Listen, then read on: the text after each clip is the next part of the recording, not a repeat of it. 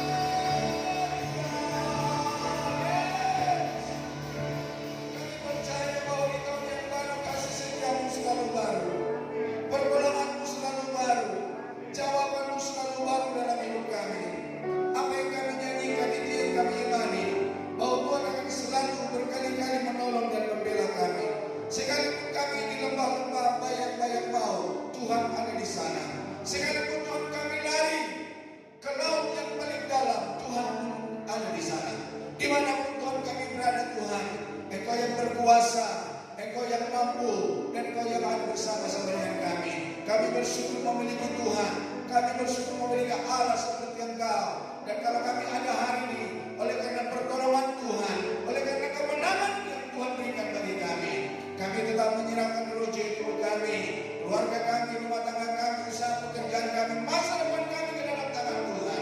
Tuhan yang memberikan kemenangan, Tuhan yang memberikan kekuatan, Tuhan yang memberikan penghiburan dalam hidup kami, Tuhan. Berkati firman Tuhan yang menjadi pegangan bagi kami, yang menjadi suluh bagi kami, sehingga ketika kami berjalan dalam kehidupan ini, Tuhan, kami tahu bahwa Tuhan tidak pernah meninggalkan kami. Pakai dan urapi hamba-Mu, berkati kebenaran firman Tuhan, dan berkati seluruh umat-Mu. Kami pulang dari tempat ini, kami bersorak-sorai oleh karena Tuhan yang memberikan sorak-sorai bagi kami. Terpujilah Engkau Bapa dalam nama Tuhan Yesus. Kami berdoa dan kami sambut kebenaran firman Tuhan. Yang didengarkan Tuhan sama-sama berkata, amin. Silakan dulu Bapak Ibu Saudara. Salam.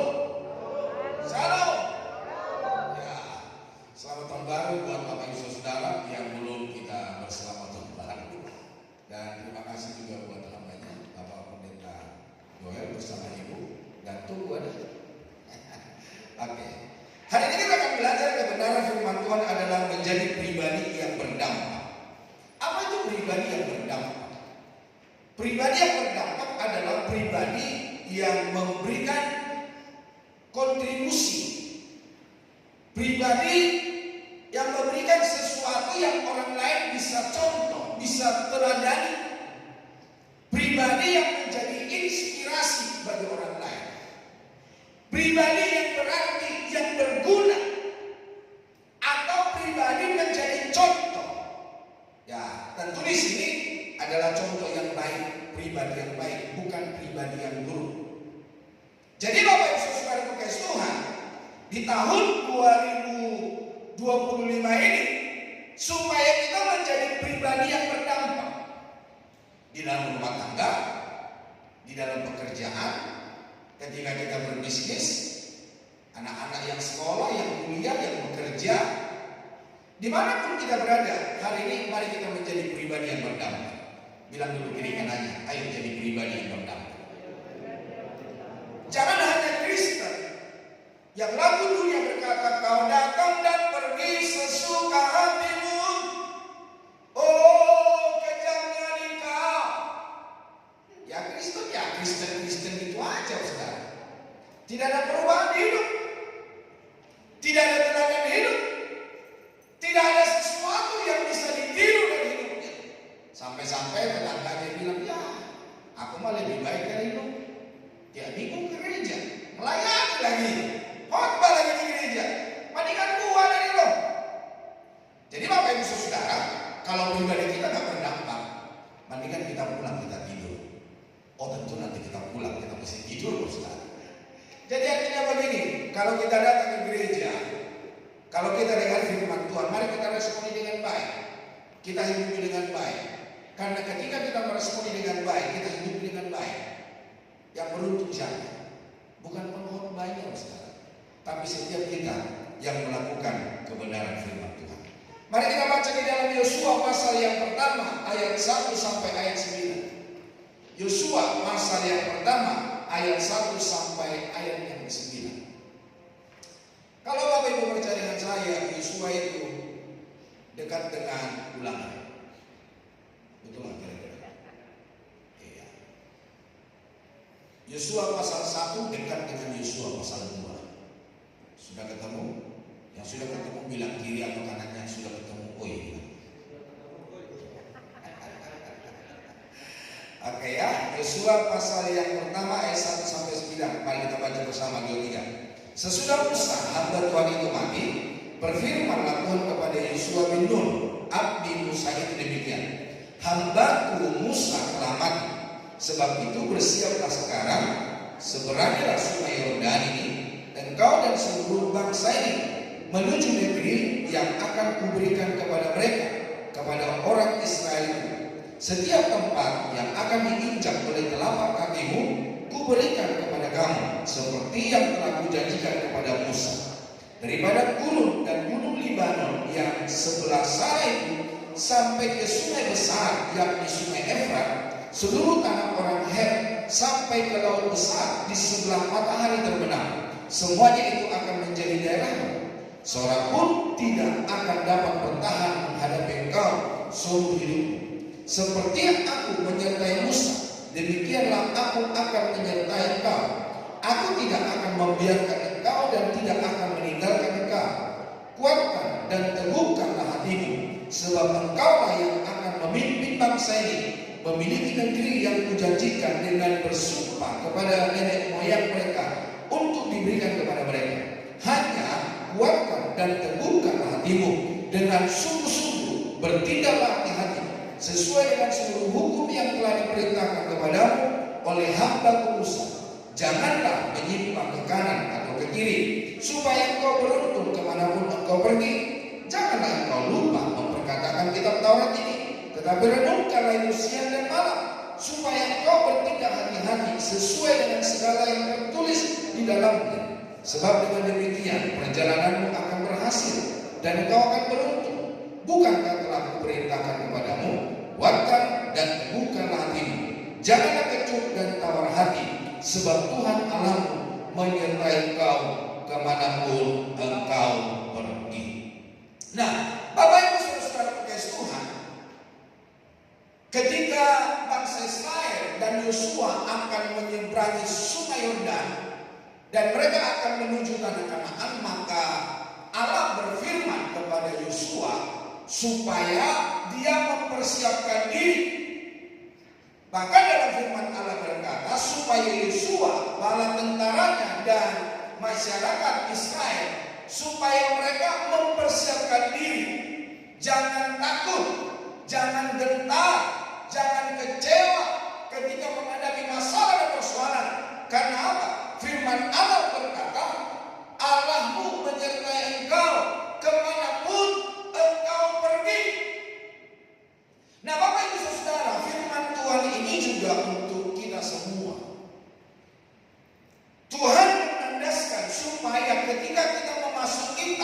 2025 supaya kita tidak kecut dan tawar hati. Apapun prediksi orang, apapun kata orang.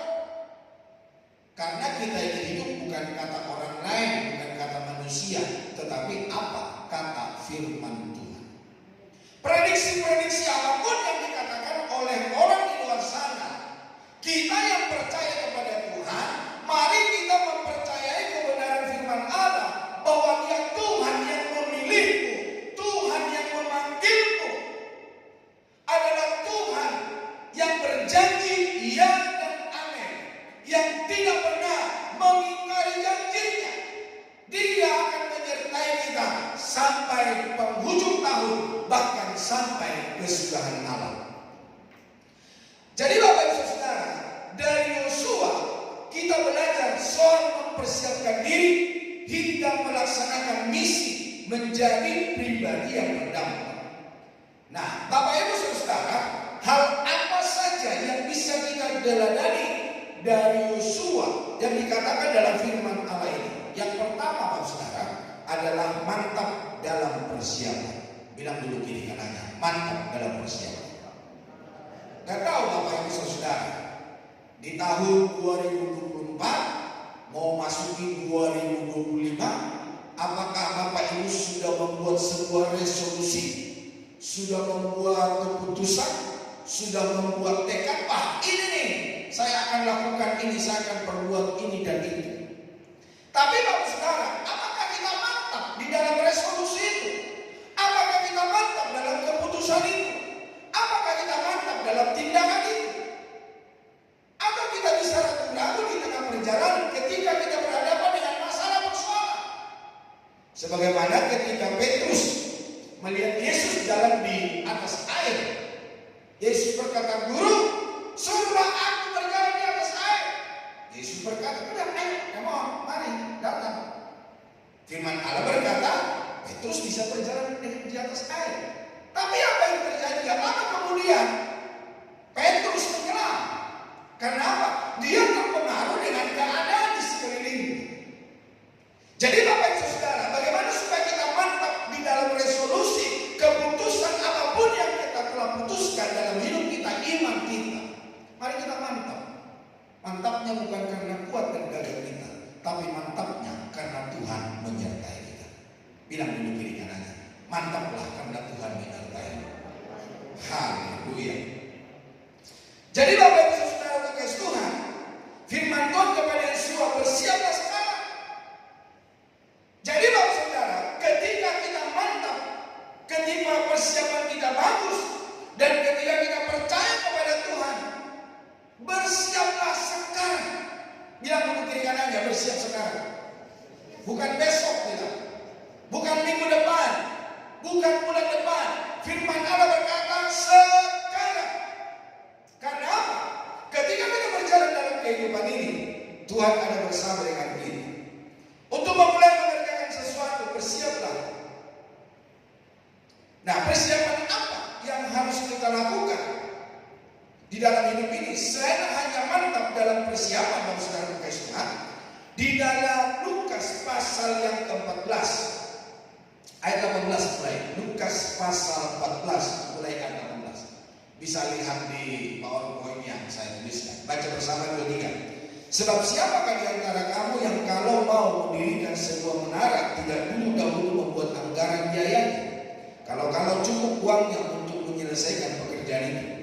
Supaya jikalau ia sudah meletakkan dasarnya dan tidak dapat menyelesaikannya, jangan-jangan semua orang yang melihat mengejek dia sambil berkata, orang itu mulai mendirikan tetapi ia tidak sanggup menyelesaikannya. Atau raja manakah yang kalau mau pergi berperang melawan raja lain tidak dahulu untuk mempertimbangkan apakah dengan 10.000 orang ia sanggup menghadapi lawan yang mendatanginya dengan 20.000 orang? Jikalau tidak, ia akan mengirim utusan selama musuh itu masih jauh untuk menanyakan syarat-syarat perdamaian. Jadi Bapak Saudara kasih Tuhan, untuk kita mantap Bapak Saudara perlu ada persiapan. Bilang kiri kanannya, persiapan.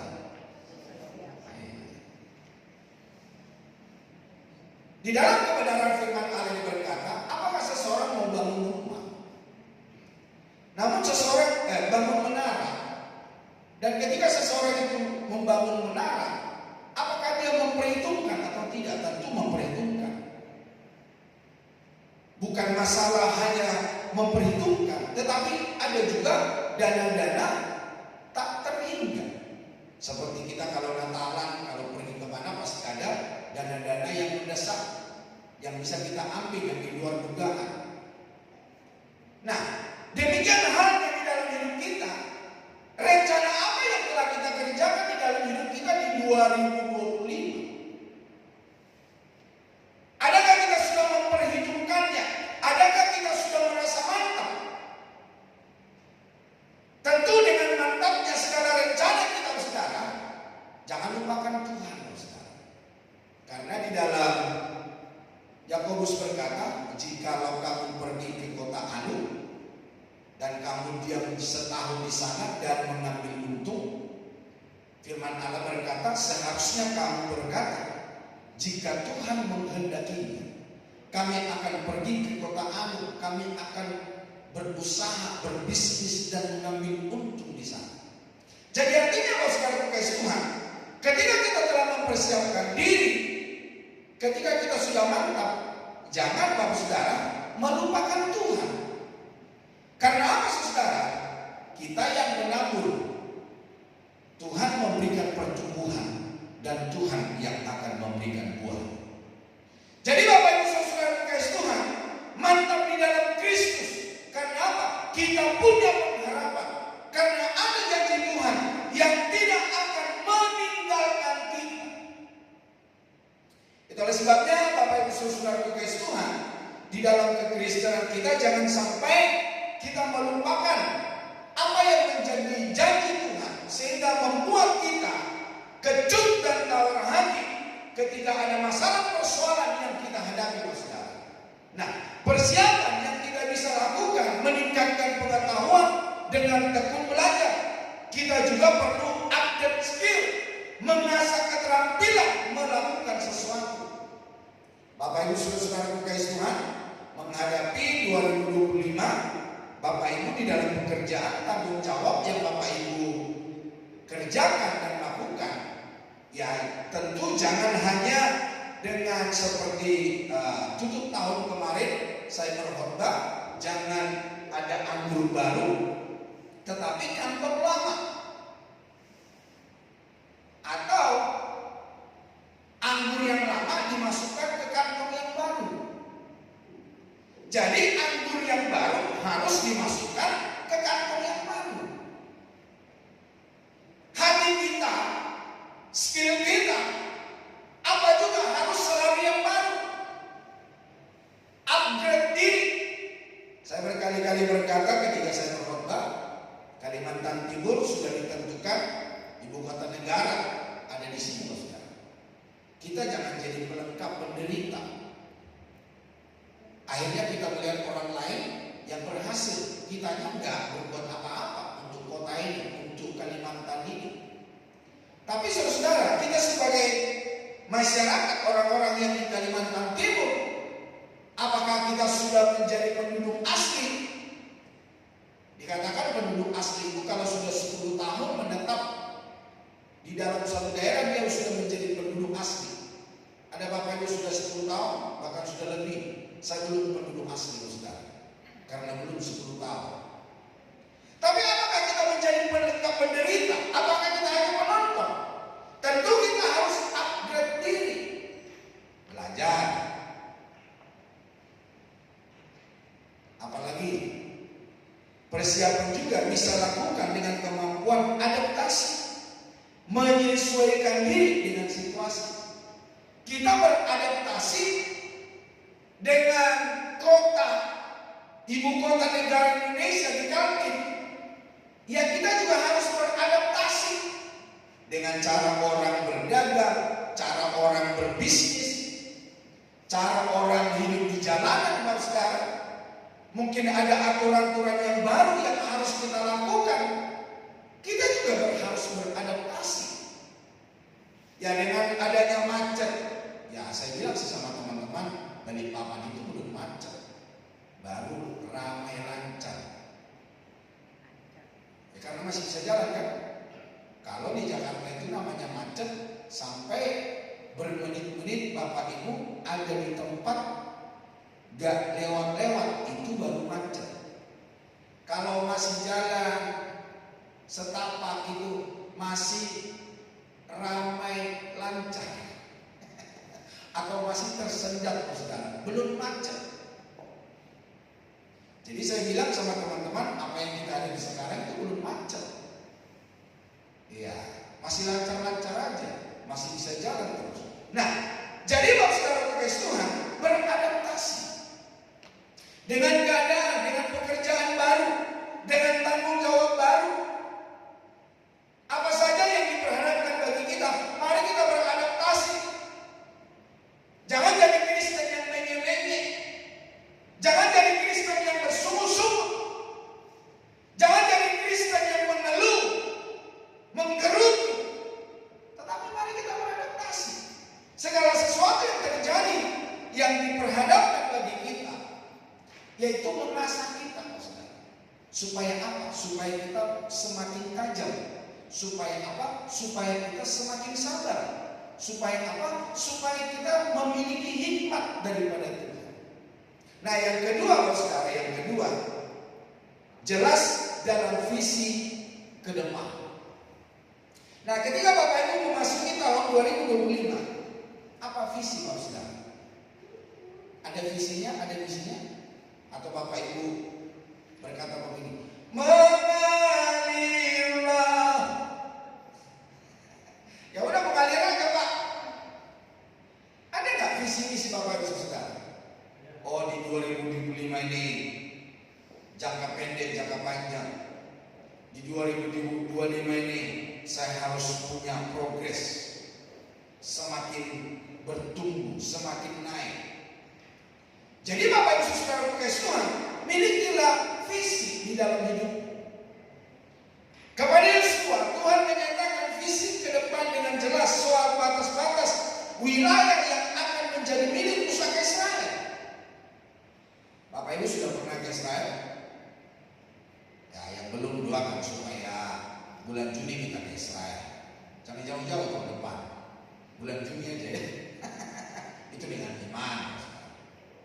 Bapak Ibu kalau ada di Yerusalem, maka Bapak Ibu bisa melihat gunung Libanon, gunung Hermon. Kita bisa melihat dari kota Yerusalem. Nah, firman Allah berkata, dari Libanon itu dekat gunung Hermon itu sampai ke sungai Efrat. Ada yang tahu sungai Efrat itu di mana? Sungai Efrat itu ada di Irak, jadi betapa luasnya tanah yang dijanjikan oleh Tuhan. Makanya sampai Tuhan berkata, kuatkan dan teguhkan hatimu, jangan kecut dan tawar hati, karena kamu akan punya tanah dari gunung Libanon itu sampai ke sungai Efrat, sampai laut besar. Wih, ketika saya lihat bertanya, luar biasa ya. Sebetulnya ketika Israel terbuang di Babel, itu juga sudah daerah apa yang dijanjikan oleh Tuhan terhadap bangsa Israel. Nah, Bapak Ibu saudara kasih Tuhan, adakah kita memiliki visi dalam hidup ini? Memiliki visi yang besar karena sumbernya Tuhan yang besar. Supaya apa? Kita bisa berdampak dengan hal-hal besar dari Tuhan yang besar itu. Bapak Ibu saudara, ketika saya mau berkeluarga, saya bilang sama istri saya, kita harus punya visi misi membangun sebuah rumah tangga. Jadi menikah bukan hanya sekedar memutus rantai pria lajang, wanita lajang, tidak. Atau supaya orang tidak bertanya sama kita waktu kita ada di gereja, mana pasanganmu? Karena kita nggak mau pasangan. Ketika kita datang ke gereja, datang ke pastor, berkumpul dengan keluarga, kita mau pasangan kita. Orang nanya pula, kapan kamu menikah? Ya Pak, saya kesal Pak, karena saya ditanya. Mana pasanganmu, kapan menikah? Ya udah dengan terpaksa Pak aku menikah. Iya, dengan terpaksa menikah. Jangan hidup dengan apa kata orang. Kalau kau membangun rumah tangga, kau usah peduli dengan apa kata orang. Kapan menikah? Kalau memang kau punya rencana 2 tahun ke depan, 3 tahun ke depan, 5 tahun ke depan, jangan lama-lama juga 5 tahun. Nanti keburu dia kacamatanya dibuka, dia lepas kalau dia naksir dengan yang lain. Kalau sudah kau cinta sama dia, gak usah lama-lama, 2 tahun saja, sikat play, bungkus, bawa ke depan pendeta. Pak, kami mau menikah, tolong katekisasi dan tolong berkati-kati. Saya tahu sini ada yang punya teman-teman calon hidup, jangan lama-lama ya. WL kita juga tadi sudah ada pasangan, jangan lama-lama. Saya siap melayani, saudara-saudara. Itu juga temanku yang baju pink itu.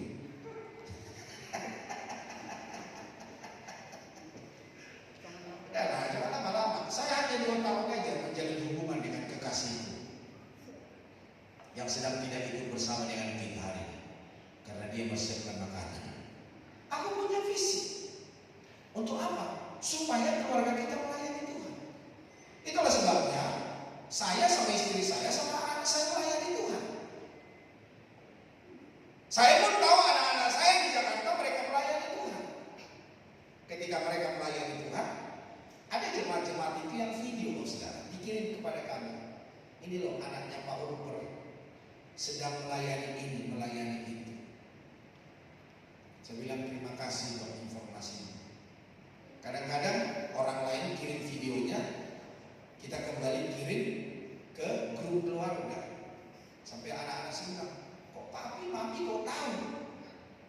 Ya kita punya CCTV di Jakarta, jadi kau jangan main-main. Anakku yang laki-laki itu dari 2,5 tahun dia sudah melayani Tuhan. Dia sudah bernyanyi dengan full band, pakai overtone lagi. Saya sudah bawa dia pelayanan di Jakarta, Bogor, ke Bandung, saudara. Baik di gereja kami. Waktu itu masih kenalnya lagu Terima Kasih Tuhan. Itu berapa tahun yang lalu dia. Nah waktu itu dia umur 2,5 tahun. Makanya para pemain musik saya itu mereka terheran-heran. Kita nggak usah heran lah katanya.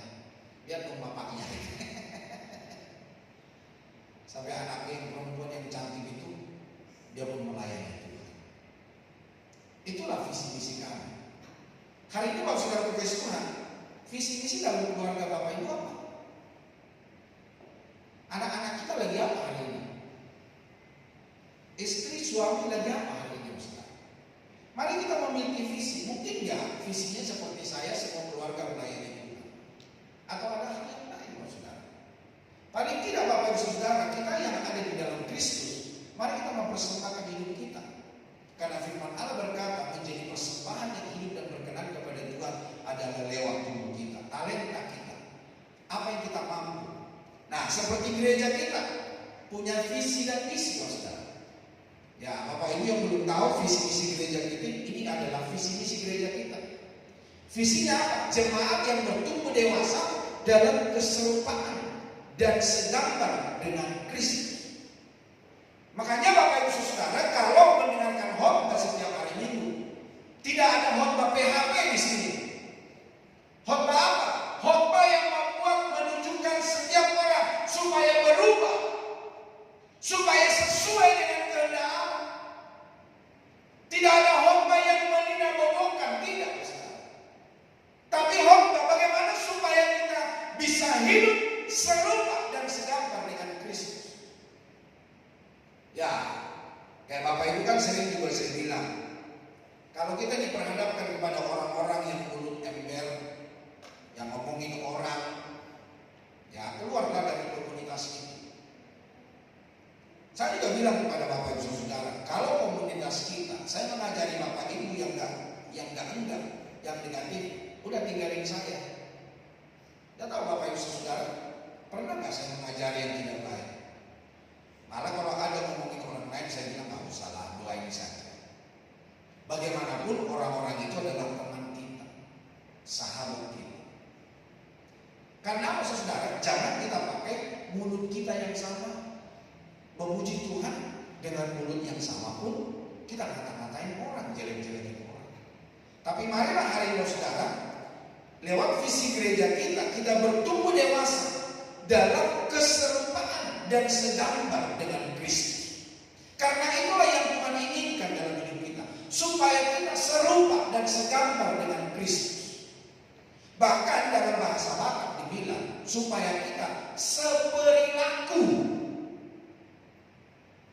dengan Kristus. Di dalam Kejadian pasal 1 ayat 26, 27, 28. Jadi seperilaku. Bukan hanya gambarannya, bukan hanya blueprintnya, tapi perilaku kita seperti Kristus. Nah, selain hanya visinya, ada misi gereja kita. Misi gereja kita apa? Memberitakan firman Allah yang benar untuk membangun jemaat. Makanya saya seringkali berkata kepada jemaat, kalau saya berkhotbah, khotbah saya tidak benar, langsung protes. Tapi sampai hari ini gak ada yang protes, saudara. Karena memang saya selalu belajar bagaimana supaya khotbah saya sesuai.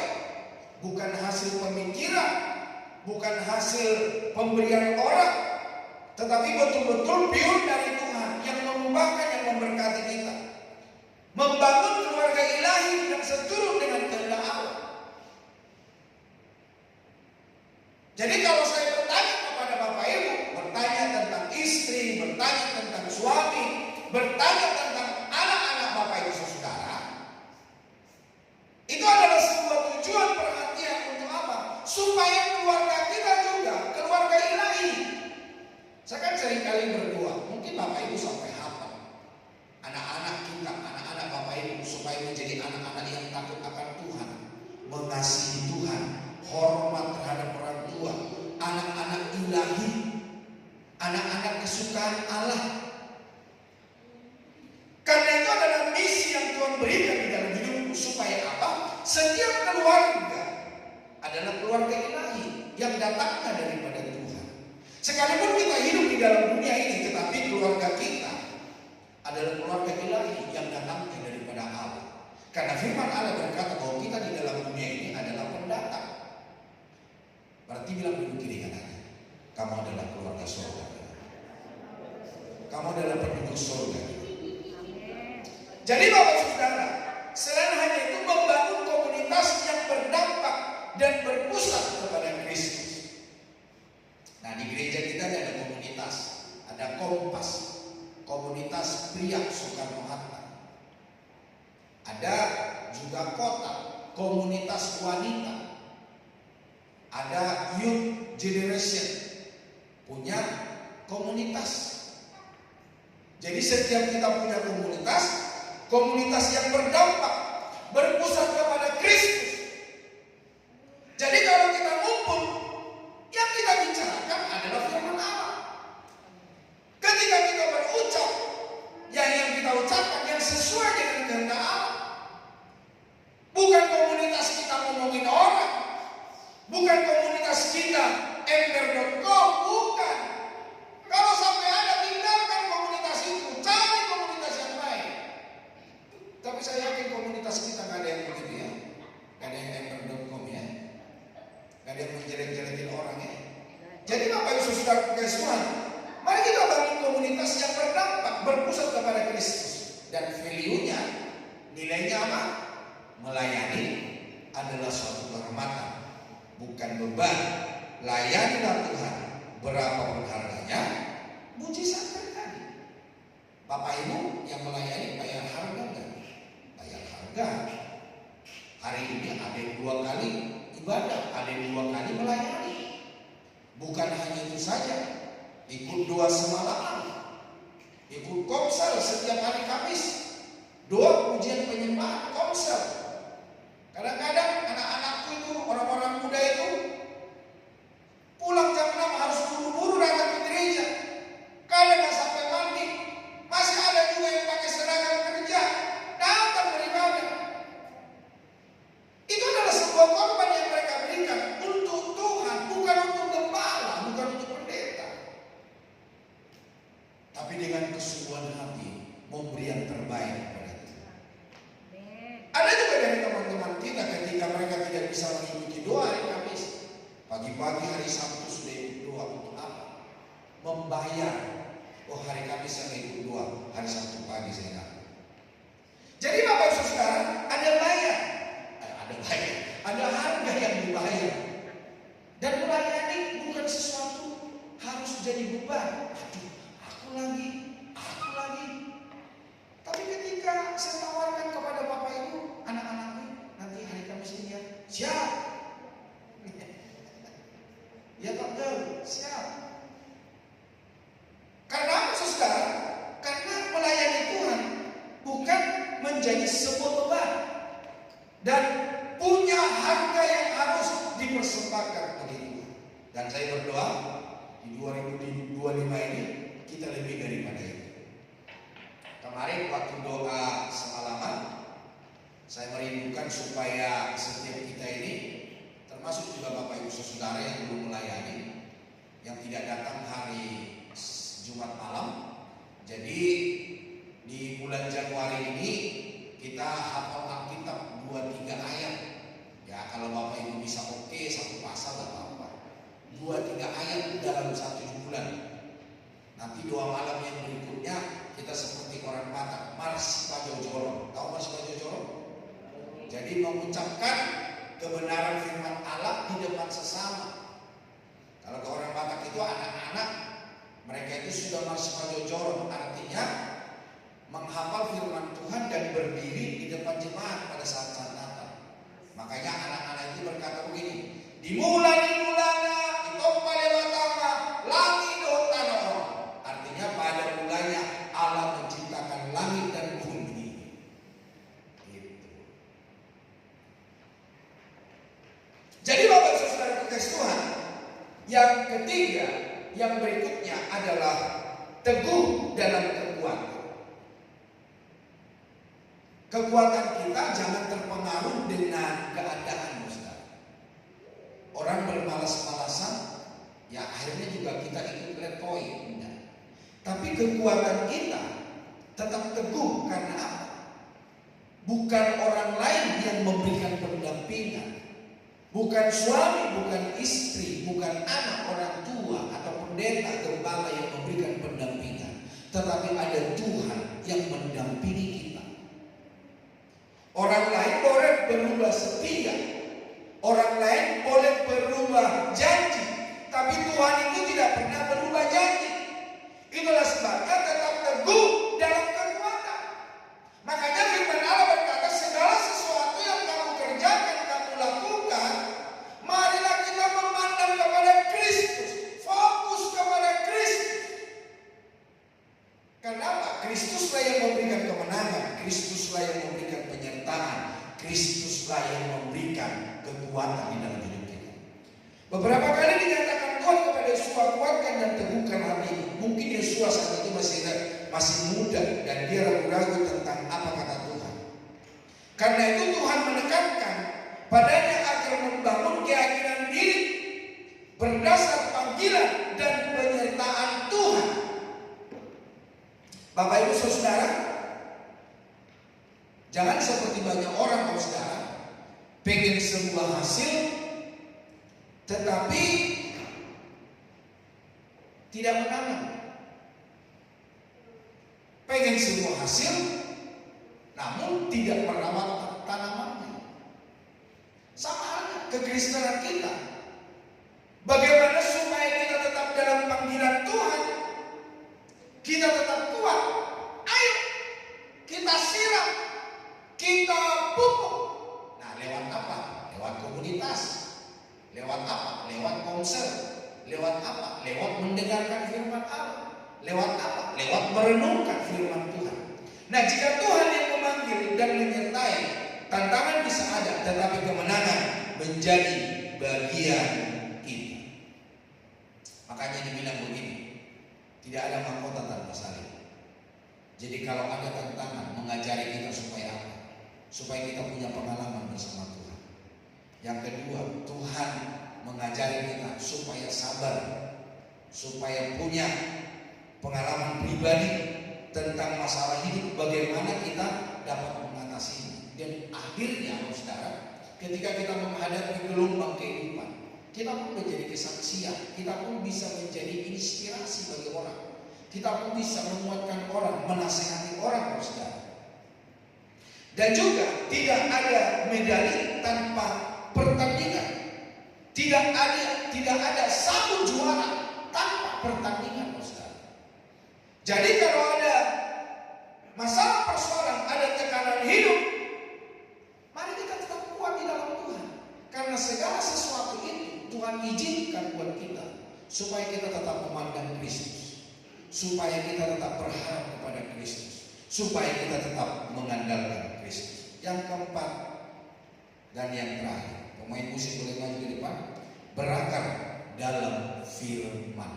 Bilang di kiri kanannya, berakar dalam firman. Jadi ketika Bapak Ibu mendengarkan firman Tuhan, jangan seperti yang seringkali saya katakan, dengar firman Tuhan masuk dari kiri, keluar dari kanan, atau masuk dari kanan, keluar dari kiri. Itu masih mending, saudara. Kalau masuk kiri keluar kanan, atau masuk kanan keluar kiri, itu masih bisa lewat, masih bisa nempel di otak dan di hati, saudara. Tetapi yang celakanya banyak orang Kristen ketika dengar firman Allah, masuk kanan, keluar kanan, masuk kiri, keluar kiri, menolak. Ini pendeta dari awal sampai akhir ngomongin saya ini. Biasanya kan nggak tahu seperti apa Bapak Ibu Saudara. Kalau Bapak Ibu Saudara hari ini ditegur oleh firman Tuhan, berarti kita yang harus bertobat. Bilang dulu kiri kanannya bertobat. Kok cuma 3 orang yang ngomong bertobat ya? Atau Bapak Ibu berat amat ya? Berakar dalam firman. Yang artinya saudara, seperti firman Allah berkata, berbahagialah orang yang mendengar firman Tuhan dan melakukan. Pemazmur berkata, supaya kita merenungkan firman itu siang dan malam. Jadi kita cari, kita pelajari apa yang membuat dampak di dalam hidup saya, kita hidupi, saudara. Dan akhirnya kita bertumbuh. Yosua diminta oleh Tuhan untuk menjadikan firman Tuhan sebagai dasar hidup pribadi dan juga untuk bangsanya. Ya seperti yang saya katakan tadi, untuk tahun-tahun ini dalam setiap bulan, ya hafal ya firman Tuhan ini. Apa yang sudah Bapak Ibu hafal, jangan nanti bulan depan, oh Pak aku hafal ini Pak. Apa itu? Yohanes 3:16. Karena begitu besar kasih Allah akan dunia ini. Yang baru lah sekarang. Ya kalau mungkin itu masih anak-anak Abi, anak-anak Betel Indonesia, saya terima lah. Apalagi dia berbahasa Batak. Di bulan-bulan, di Topa, di Batam, langit dengan tanah. Nanti akan saya kasih hadiah buat dia. Tapi Pak Pendeta jangan dia saling tunggu ya, supaya nanti dapat hadiah dari Pak Gembala. Berakar. Nah, dengan cara apa? Nah, ini penting, saudara. Dengan cara menghafal, merenungkan, proses menyerap firman Tuhan dengan mempelajari, mencari maknanya dengan tekun dan bertanggung jawab. Jadi kita renungkan, saudara. Nah, kalau firman Tuhan itu enggak kita hafal, bagaimana kita bisa renungkan? Mana mungkin kita bisa mencari maknanya? Ya, saya bersyukur buat Bapak Ibu Saudara yang punya komunitas, bukan hanya sekedar komunitas Kompas Kota, bukan hanya sekedar komunitas anak muda, tetapi ada juga bacaan Alkitab setiap hari. Wanita masih jalan terus ya, bacaan Alkitab ya. Pria juga masih jalan terus. Tidak tahu anak-anaknya masih jalan? Masih ya? Bacaan Alkitabnya masih jalan? Ada yang tidak kasih ini? Kasih berita bagaimana masuk rumah? Ada yang tidak menjalankannya? Itu perlu dijewel itu kupingnya. Jadi Bapak Ibu Saudara berkasih Tuhan, merenungkan firman Tuhan dengan cara apa? Bertindak dengan seksama, dengan hati-hati, sesuai prinsip yang didapatkan dalam perenungan. Jadi apa yang kita dapatkan, kita lakukan di dalam hidup kita. Dan hasilnya perjalanan yang berhasil, dan kehidupan yang menurut. Karena itulah janji Tuhan. Mazmur 1 ayat 1 sampai 3. Yuk kita baca bersama. Mazmur pasal 1 ayat 1 sampai 3. 2, 3. Berbahagialah orang yang tidak berjalan menurut nasihat orang fasik, yang tidak berdiri di jalan orang berdosa, dan yang tidak duduk dalam kumpulan pencemooh. Tetapi yang kesukaannya ialah Taurat Tuhan, dan yang merenungkan Taurat itu siang dan malam. Ia seperti pohon yang ditanam di tepi aliran air, yang menghasilkan buahnya pada musimnya, dan yang tidak lain daunnya. Apa saja yang diperbuatnya berhasil. Semua kita pasti mau berhasil. Amin, saudara. Cuma ingat, renungkan firman Tuhan siang dan malam. Jangan berjalan menurut nasihat orang fasik.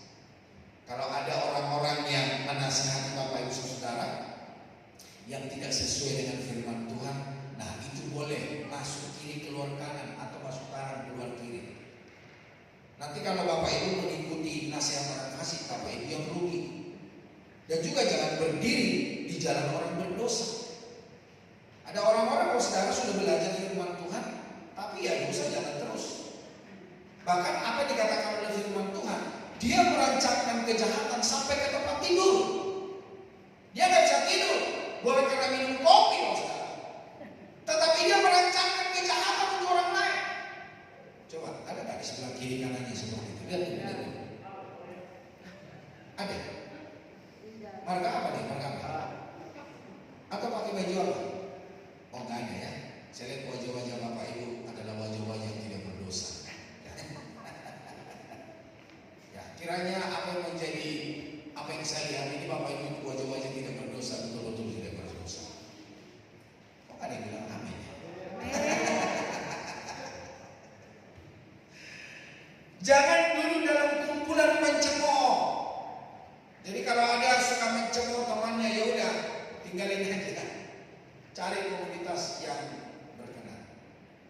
Sekali lagi, saya sering berkata kepada Bapak Saudara, kalau bicara saya, nasihat saya adalah nasihat yang tidak baik, ya udah tinggalin saya. Cari yang lain. Jadi Bapak Saudara kekasih, mari komunitas kita, kumpulan kita sore hari ini, malam hari ini, supaya kita menghidupi kebenaran firman Tuhan, merenungkan firman Tuhan dalam menghadapi 2025. Mari Bapak Saudara persiapkan diri, teguhkan hatimu, jangan kecut dan taurat. Toh kalau Bapak Ibu Saudara mengalami yang namanya tantangan hidup, cari komunitas yang lain. Untuk apa? Untuk tempat kita minta dukung doa, untuk tempat kita memberikan penghiburan. Jangan sampai orang-orang di sekitar kita, iya pantaslah kamu mendapatkannya, memang kamu begitu. Enggak begitu, saudara. Bukan kita menjas, menghakimi orang, tapi kita berikan semangat supaya apa? Supaya mereka hidup dalam kebenaran Allah. Mereka pun kuat, mereka pun diberkati oleh Tuhan. Mari kita sama-sama bangkit berdiri. Kita akan sambut perjamuan tubuh dan darah Kristus. Tak tentu kasihmu. Mari para pelayan boleh maju ke depan. Lama diperhatikan diriku, kau curahkan darahmu untuk tebus dosaku.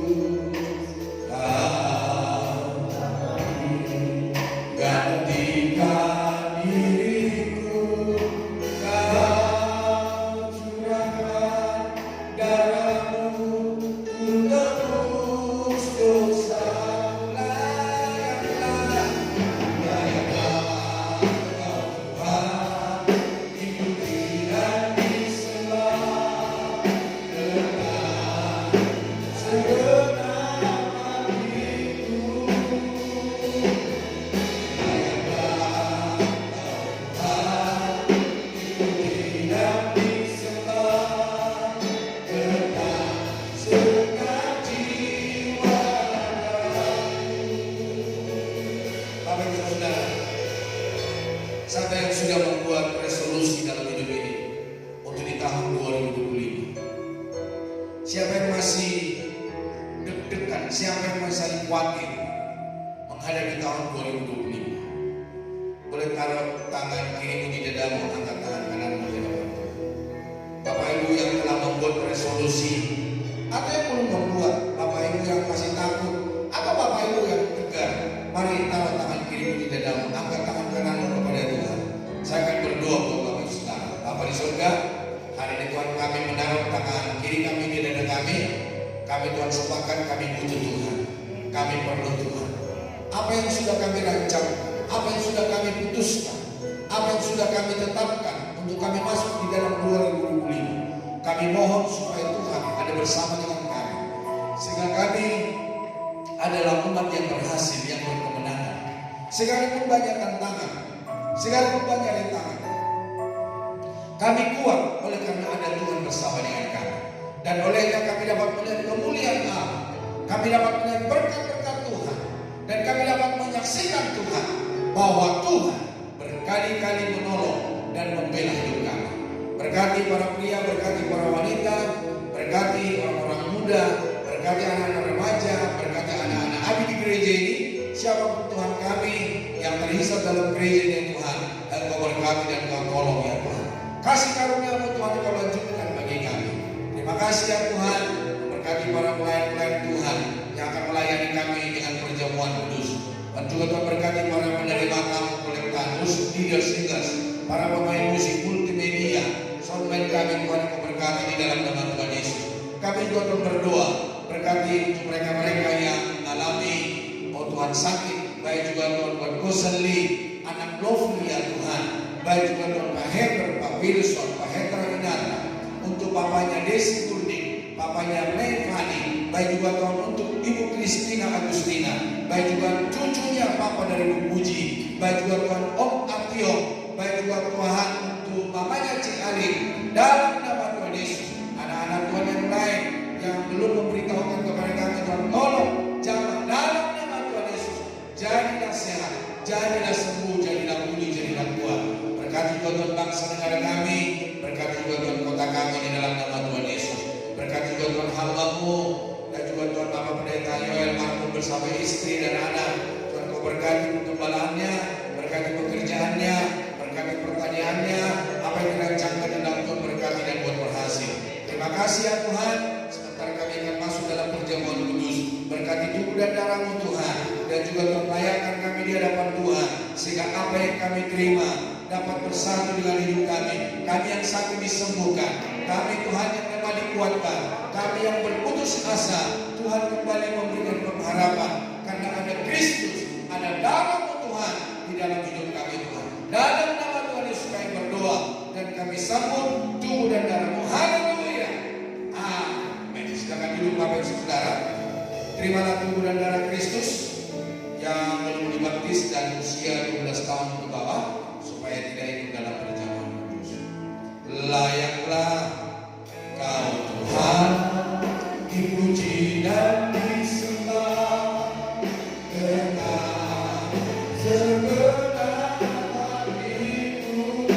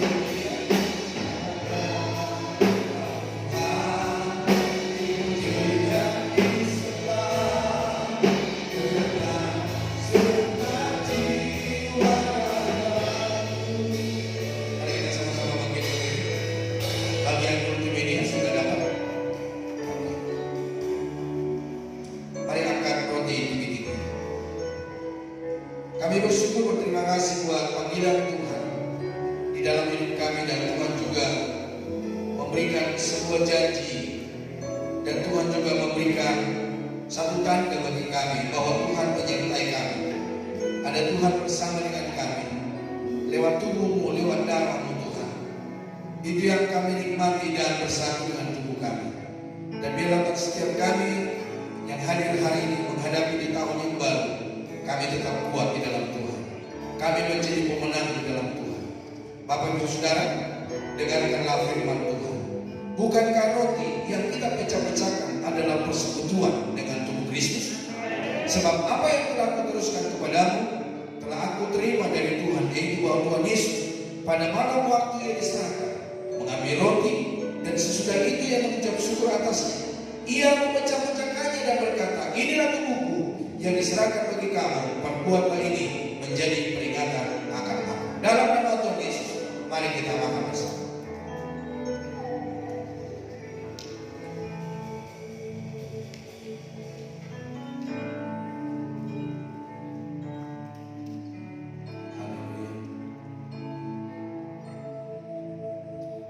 Kalau sudah selesai, Bapak Saudara, boleh angkat darah Kristus tinggi-tinggi.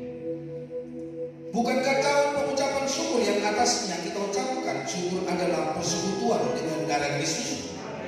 Demikian juga yang mengambil cawan sesudah makan lalu berkata, cawan ini adalah perjanjian baru yang dimeteraikan oleh darahku. Perbuatlah ini setiap kali kamu meminumnya menjadi peringatan akan aku.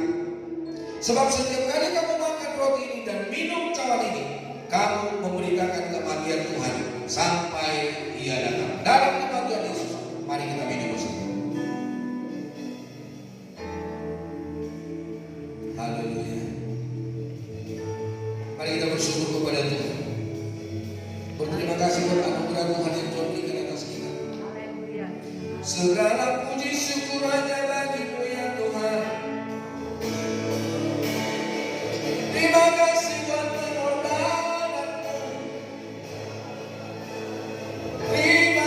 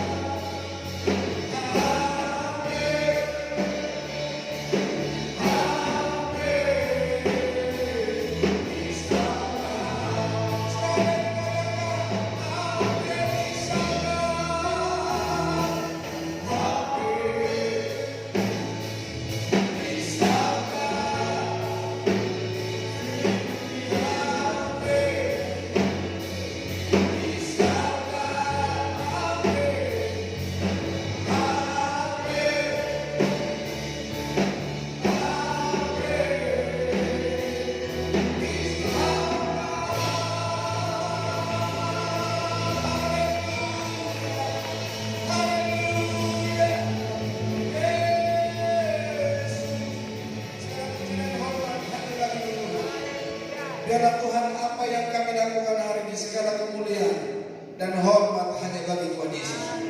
Kami pulang, kami bersorak-sorai. Tuhan yang memberikan sorak-sorai. Kami pulang, kami berkemenangan. Tuhan yang memberikan kemenangan bagi kami. Kami pulang disembuhkan oleh Tuhan. Karena Tuhan adalah penyembuh dalam hidup kami. Terima kasih ya Tuhan. Sebentar kami akan memberikan persembahan. Terimalah persembahan kami menjadi upah yang harum di hadapan-Mu. Berkati setiap tangan-tangan yang memberikan kepada Tuhan. Engkau Allah yang tidak pernah berhutang. Engkau mengembalikan berlipat kali ganda. Dalam nama Tuhan Yesus kami berdoa. Yang diberkati Tuhan sama-sama berkata amin. Amin. Silakan dulu Bapak Saudara. Kita akan memberikan persembahan kita.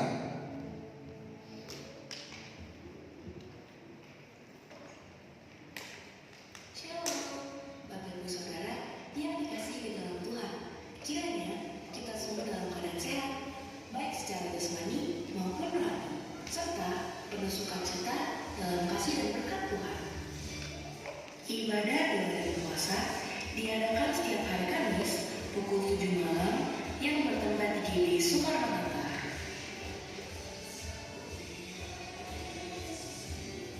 Ibadah doa pagi diadakan pada setiap hari Sabtu pukul 5 pagi GBI Soekarno-Hatta.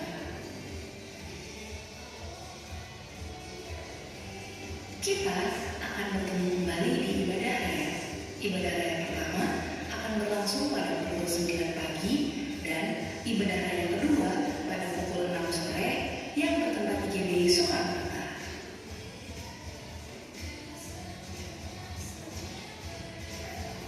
Terima kasih kami sampaikan kepada Bapak Pendeta Purba yang telah menyampaikan firman Tuhan hari ini. Kiranya setiap pesan yang disampaikan menjadi kekuatan, penghiburan, dan berkat bagi kehidupan kita semua. Tuhan Yesus memberkati. Selamat ulang tahun bagi Bapak Ibu Saudara yang berulang tahun pada sepanjang minggu ini. Kiranya Tuhan Yesus melimpahkan kesehatan, sukacita, dan berkat yang limpah dalam setiap langkah kehidupan. Selamat datang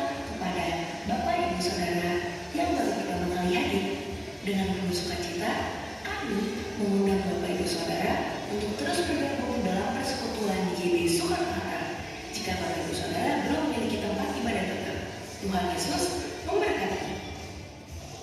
GBI Soekarno-Hatta memiliki visi jemaat yang bertumbuh dewasa dalam keserupaan dan segambar dengan Kristus. Misi memberitakan firman Allah yang aman untuk membangun jemaat, membangun keluarga ilahi yang seturut dengan kehendak Allah, membangun komunitas orang percaya berdampak yang berpusat pada Kristus, serta value melayani adalah suatu kehormatan, bukan beban. Layanilah Tuhan berapapun harganya, mujizat terjadi. Sekian berita sepekan, kiranya kita selalu dalam penyertaan Tuhan. Tuhan Yesus memberkati. Puji Tuhan. Ada hal yang saya tegaskan hari ini. Jangan lupa untuk hari Kamis kita ada ujian penyembahan, ada kumsel, ada doa-doa syafaat yang kita panjatkan. Buat Bapak Ibu yang telah memberikan diri untuk melayani, tetap setia di dalam Tuhan. Ada di antara kita yang belum melayani, tidak ada yang angkur ya, semua ikut dalam pelayanan. Jadi yang belum ikut pelayanan, daftarkan diri Bapak Ibu Saudara.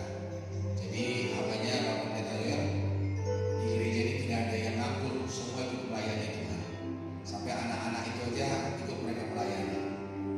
Ya bukan hanya melayani saja, mereka juga ikut doa semalaman, mereka juga ikut komsel di gereja ini. Jadi kita semua bertumbuh searah kepada Kristus. Saya kira itu saja. Kalau Bapak Ibu tidak bisa datang hari Kamis, masih ada kesempatan hari Sabtu jam 5 pagi.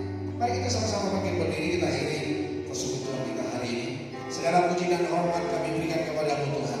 Engkau telah menyertai kami sampai tempat ini dalam peribadatan kami, dan pada penghujung dari peribadatan kami bersyukur kepada Tuhan, dan kami juga tetap mohon supaya Tuhan kiranya memberkati apapun yang umat-Mu telah perbuat, baik waktu, tenaga, pikiran, uang, harta mereka, dan apa yang mereka korbankan untuk kemuliaan Tuhan.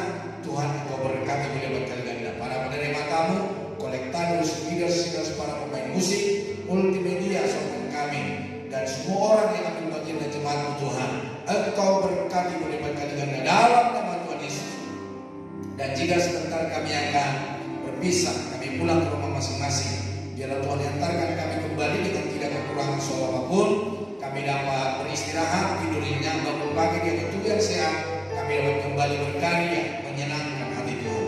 Bapak Ibu sesuka kekasih Tuhan, pulanglah dan terimalah berkat yang daripada Allah. Kiranya Tuhan memberkati-Mu berlimpah-limpah, baik makanan, minuman, pakaian, keuangan, rumah, mobil, motor, segala hal menjadi kebutuhan keperluan. Memperluas daerah penjangkauan, berkat-berkat-Mu, kapasitas-Mu. Tangan yang penuh kuasa menyertai, menuntut, memimpin, membawa kepada kemenangan, keberhasilan dan keberuntungan. Dan pasukan malaikat Allah dikirimkannya untuk memagari-Mu dari segala orang jahat, orang kuat, kuasa kegelapan dan segala